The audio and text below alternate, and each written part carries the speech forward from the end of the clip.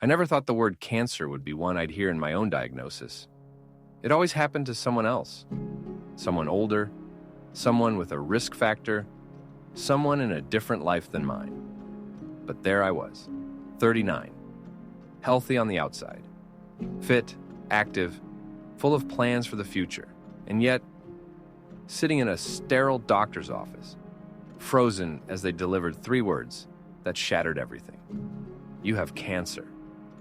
Time slowed. Everything I had built, my career, my relationships, my identity, suddenly felt fragile, like a house of cards in a windstorm. I tried to nod to keep composure, but inside I was unraveling. The fear wasn't just about dying, it was the not knowing. Not knowing what came next, or what this really meant, or if I had any power at all. The first few weeks were a blur of scans, specialists, and conflicting advice. I was told to start chemo immediately. Another said surgery. Another offered radiation. And all of it sounded like war. But deep down, a voice inside me whispered, there has to be more. Not instead of medicine, but alongside it. Something that looked at my whole body. That didn't just target the tumor, but strengthen the terrain it grew in. That understood cancer as more than just a battle, but a signal, a call to wake up. And that's when I found the work of Dr. Quay Collins. I came across his interview with Joseph Navarro on the Burn It Nutrition podcast. And what I heard, it shifted everything. Dr. Collins wasn't just talking about treatments.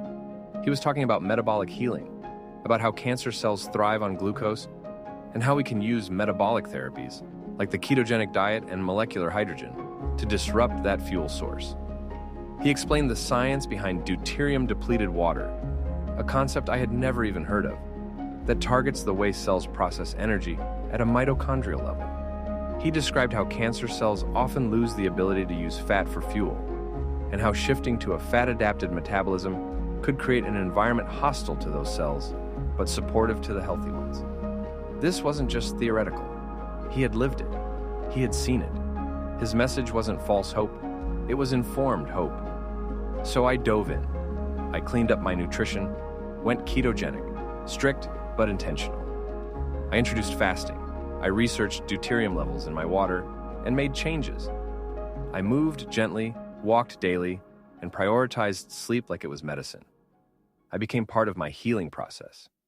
Not just a patient waiting to be saved, but a partner in my recovery. And slowly, my energy returned. My markers improved. But most importantly, I felt empowered. No longer at the mercy of protocols and prescriptions alone, but guided by a deeper understanding of how my body works and how I could support it. I know every journey is different. I'm not here to say this is the answer for everyone, but if you or someone you love is facing cancer, or even the fear of it, I urge you to listen to this episode. In episode 93 of the Burn It Nutrition podcast, host Joseph Navarro sits down with Dr. Quay Collins, a pioneer in the field of metabolic health and cancer therapy. Together, they unpack the science, the tools, and the perspective that could reshape the way we think about healing. Listen now on our website at burnitnutrition.com/podcast93 or find it on iTunes or Spotify. Just search Burn It Nutrition. And before you go, let's talk about one of the simplest, yet most powerful upgrades to your health hydration. Most people think hydration is just about drinking water, but the key is electrolyte balance. That is why I use Element electrolytes daily. With the right mix of sodium, potassium, and magnesium, your body functions at its best.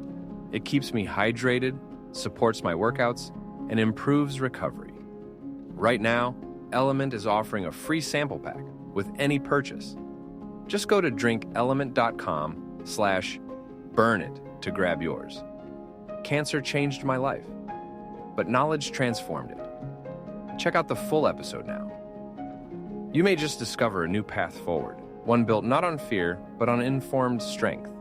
And I'll see you in the next Burn It clips.